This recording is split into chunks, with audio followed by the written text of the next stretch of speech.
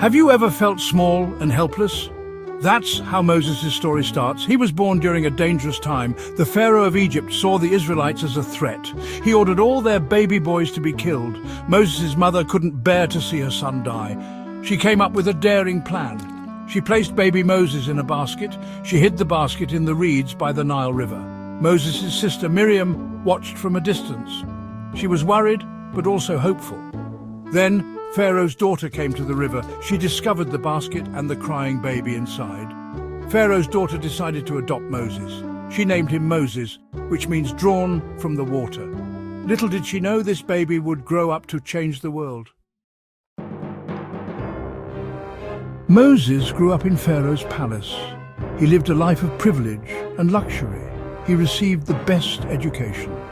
But Moses carried a secret. He was an Israelite, not an Egyptian. As Moses grew older, he learned about his people's suffering. They were slaves in Egypt. They were forced to work long hours building Pharaoh's cities. One day, Moses saw an Egyptian beating an Israelite slave. Anger boiled inside him. He couldn't stand to see his people treated this way. Moses intervened, killing the Egyptian overseer. Pharaoh found out about Moses' actions. He was furious and wanted to kill him. Moses had to flee for his life. He escaped into the desert, leaving behind everything he knew. Moses lived as a shepherd in the desert. He married and had a family. One day, while tending his sheep, he saw something amazing. A bush was on fire, but it wasn't burning up. Curious, Moses approached the bush. Suddenly, he heard a voice calling his name. It was God speaking to him. God had a mission for Moses. He was to return to Egypt.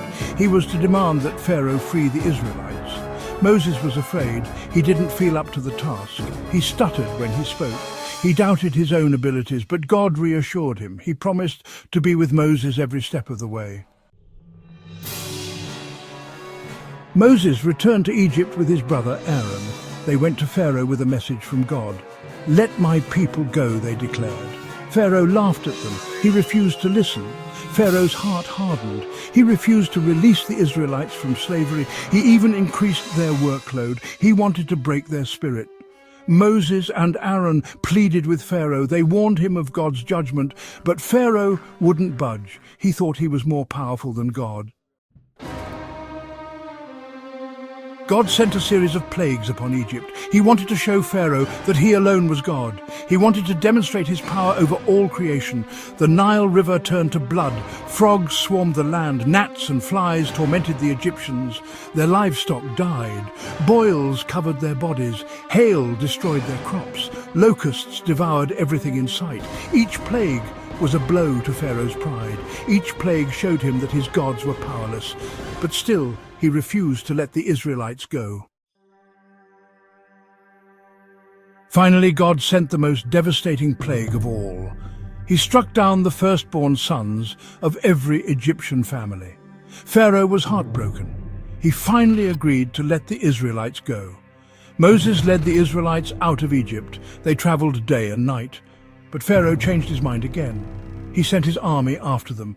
The Israelites were trapped between the Red Sea and Pharaoh's army. They were terrified. They cried out to God for help. Moses raised his staff. God parted the waters of the Red Sea.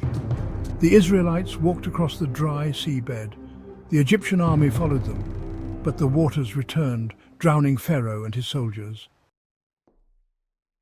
The Israelites were free from slavery. They celebrated their newfound freedom.